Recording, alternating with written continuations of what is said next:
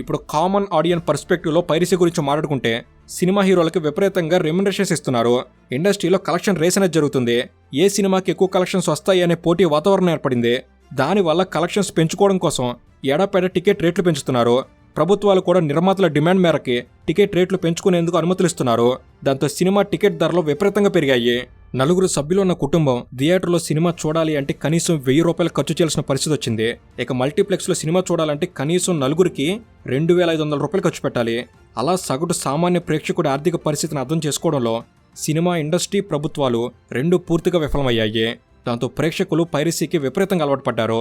ఉచితంగా high quality print అవైలబుల్గా ఉంది కాబట్టి ప్రేక్షకులు కూడా పైరసీని ఎంకరేజ్ చేశారు. ఆ క్రమంలో 1 Tamil blaster, 1 Tamil MV, movie rules, iBomma, బెప్పం లాంటి పైరసీ సైట్లు పుట్టుకొచ్చాయి. పైరసీ అనే కాయిన్కి రెండు వైపులా గమనిస్తే సినిమా ఇండస్ట్రీ వైపు టెక్నికల్ రీజన్స్ ఉంటే ఆడియన్స్ వైపు ఎథికల్ రీజన్స్ ఉన్నాయి. ఫుల్ వీడియోని ఆల్రెడీ మన తెలుగు నాలెడ్జ్ ఛానల్లో రిలీజ్ చేశాం. మీకు తప్పకుండా నచ్చుతుంది. సో అస్సలు మిస్ కాకండి.